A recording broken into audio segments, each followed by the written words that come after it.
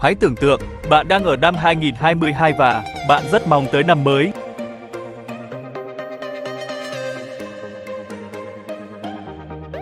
Bạn sẽ làm như này.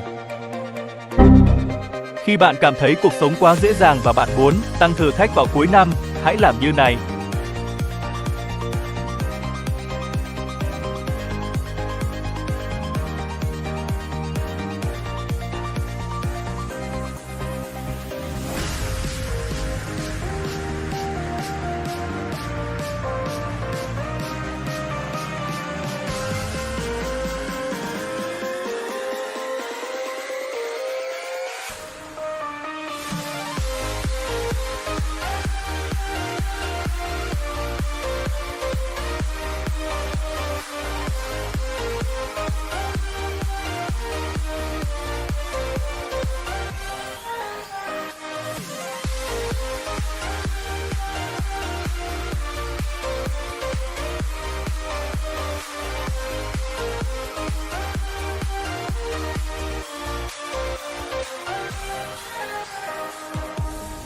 Chương trình vừa đếm ngược năm mới, vừa có thể tương tác nữa đó.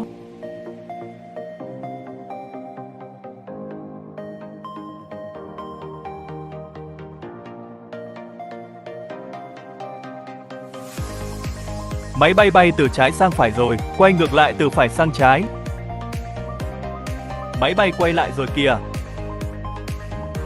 Click chuột tại bất kỳ vị trí nào trên cửa sổ sẽ bắn pháo hoa.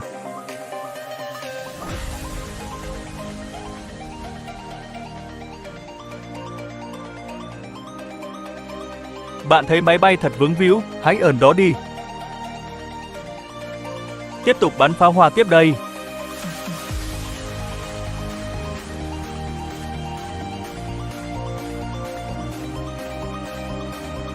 Thật trống trải, tôi lại bật cho máy bay hiện lên. Cùng chờ đếm ngược nào, let's go.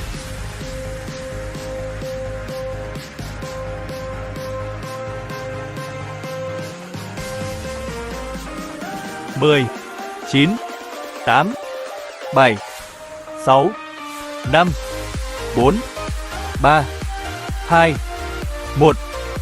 Happy New Year 2023! Pháo hoa sẽ tự động bắn 500 trái, quá là nhiều luôn.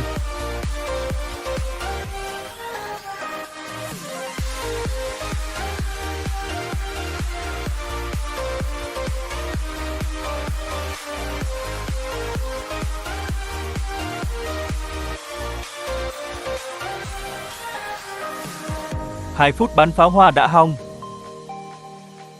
Thôi hết rồi nha, bye bye. Năm sau lại đếm ngược tiếp hà hà.